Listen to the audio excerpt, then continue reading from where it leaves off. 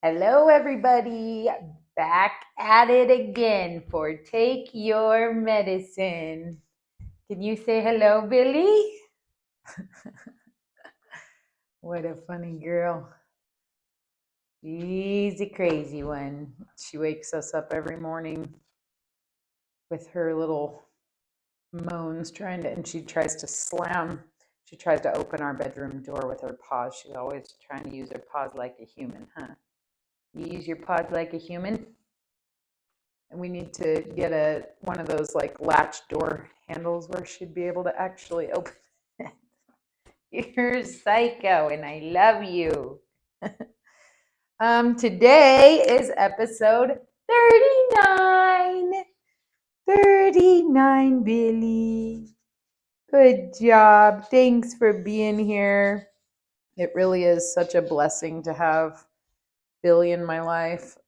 We got her as a puppy just a month before the celebration of the trees, which was my very first set of visions that came through the trees.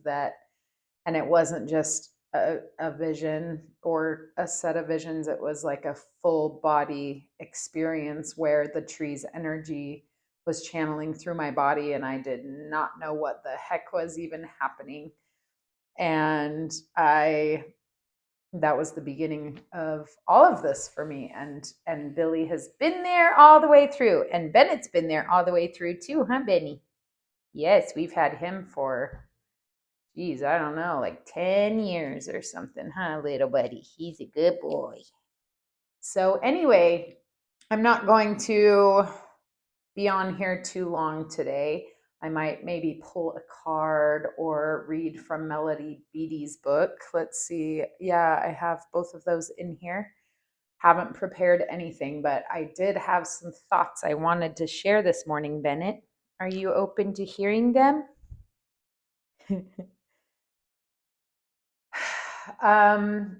Reiki.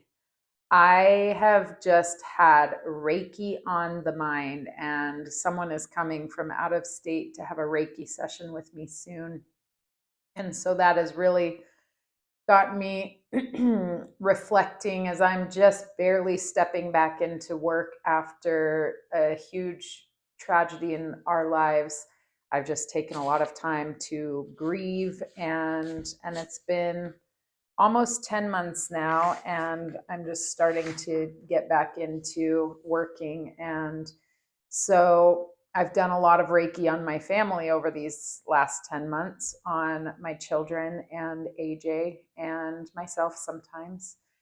But I have not worked outside of my home uh, for a while, and I've now done a few sessions, and it's been such a beautiful blessing for me. And man, oh man, this work is so exciting. Every single time I work with someone, I learn so much, I grow so much. And as I've been thinking about Reiki and what exactly Reiki is to me, and I'm a part of all of these Reiki and shamanic healing groups, and there's a lot of conversation about what is appropriate for calling yourself a Reiki master, or to say you're level 1 or you're level 2 or level 3 or whatever. And I honestly disagree with so much of the conversation that happens, and I for the most part stay out of it, and I just watch and listen, and I just don't engage a lot. But I have a lot of thoughts that I want to share here on my little platform that I think might be helpful to anybody who wants to understand Reiki more or is interested in learning how to do Reiki. Reiki to me is life force energy. It is pure, unconditional love. It is real energy. And, Ki, the last part of the word Reiki, is called Qi in, I believe, China. There are other words for Ki energy, but I believe that key energy is like what our soul is made of. It cannot be created or destroyed. It just is. And maybe it can be created in some realm that I am not aware of, but I don't believe it can be destroyed. I think that when a person dies on this in this dimension, their key stays alive and finds another embodiment or goes back to source. There are all kinds of places that a soul can go, I believe, when they pass on to the other realms. And so this energy is the energy that we are all made of. Bennett, can you chill? You're like stressing me out. Thanks, bud. And so it can be blocked from us. We can block ourselves from feeling it, but that doesn't mean that it isn't there. And so in all of these Reiki groups and these shamanic healing groups, they talk about, there are a lot of comments about, how could you have your level 2 certification if you only got your level 1 certification 6 months ago? You need to have at least 1 year, and don't take an online class, only take an in-person class. And all of these really just like black and white rules. And I don't agree with any of them. I really believe that Reiki is a very personal journey for everyone who feels called to it. And there are many ways to go about becoming a Reiki practitioner. And there is no timeline and there is no set way on how to learn. I think the most valuable way that I have learned is by actually just doing it and allowing myself to open to these gifts. You know, when the celebration of the trees, I've always called it the ceremony of the trees, but they let me know in Sedona recently it's called the celebration of the trees. So I'm trying to get used to changing the name. After the celebration of the trees, my hands started burning. Like I could feel just this like heat permeating out of my hands. And I just had this like natural desire to want to move AJ's energy. And I've always loved to give AJ tickles, you know, like tickle his back and give him massages at nighttime just to help him relax after a day at work. And he does the same for me. He's always like rubbing my feet and tickling my back. We're just very touchy. And so this came really natural. It like flowed from what I was normally just doing as like tickling and massaging.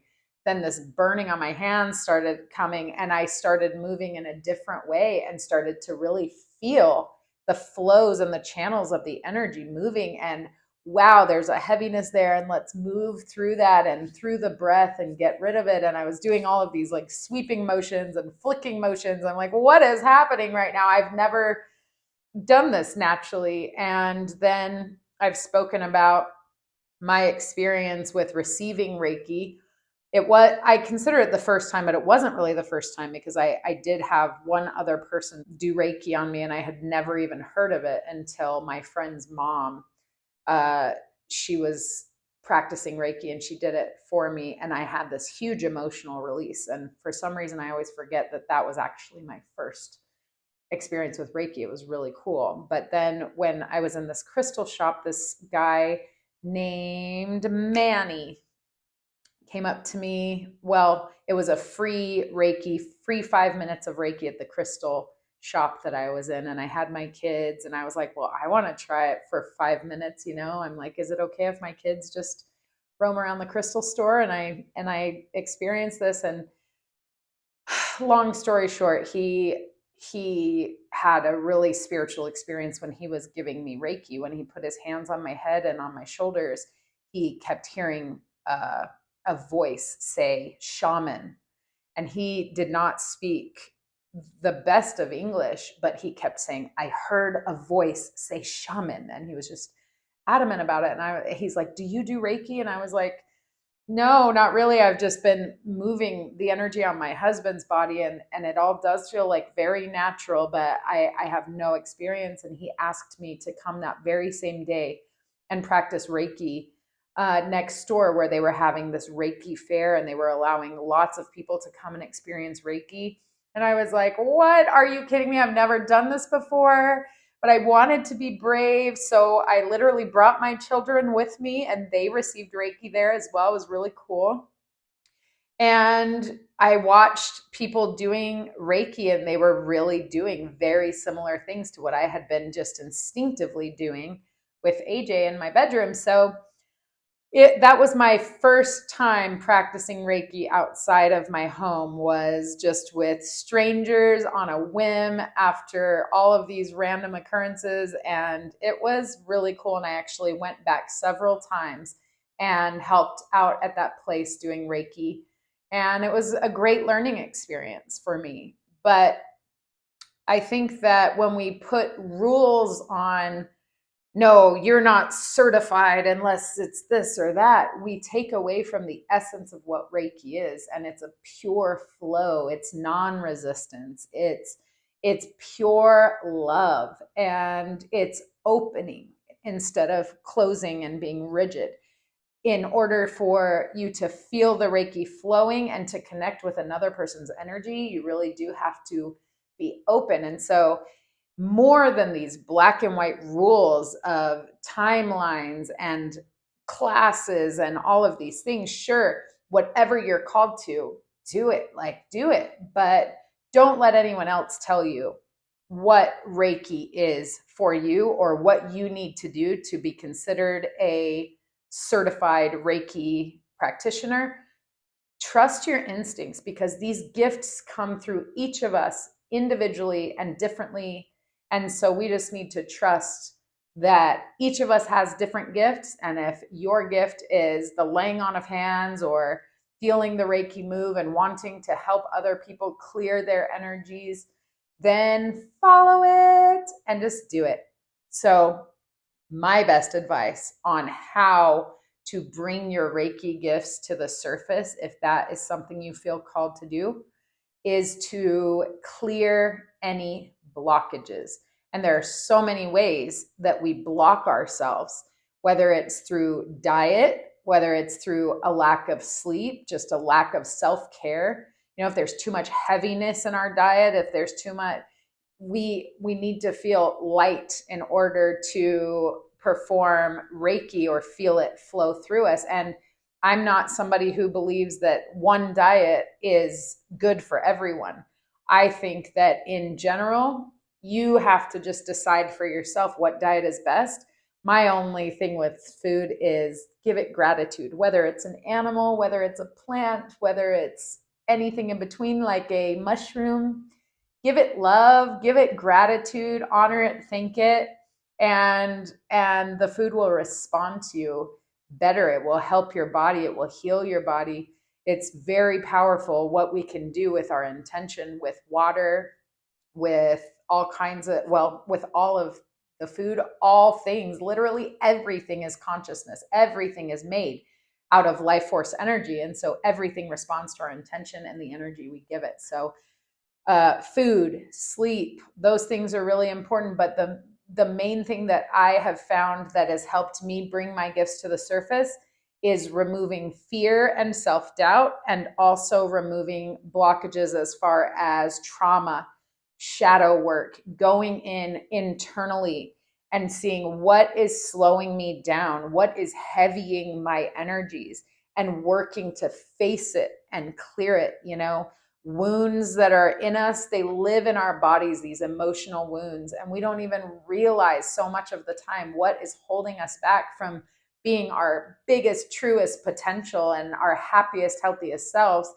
And so, you know, in every single session I do, whether it's Reiki, sacred medicine, or hypnotherapy, the first part of that session is 2 to 4 hours. The last session I did, the first part, it's called the interview, took 3.5 hours, and it was great. He was so thorough, and I learned a lot about him, and he learned a lot about himself by just bringing up different parts of his life. So this interview section of any session I do is you telling me your life story from the day you were born, everything that is important that you can remember, you know, the details of your relationships as a little child, the dynamics in your family, what school was like for you, what friendships were like, what your familial relationships outside of the home, grandparents, parents, aunts, uncles, all of it.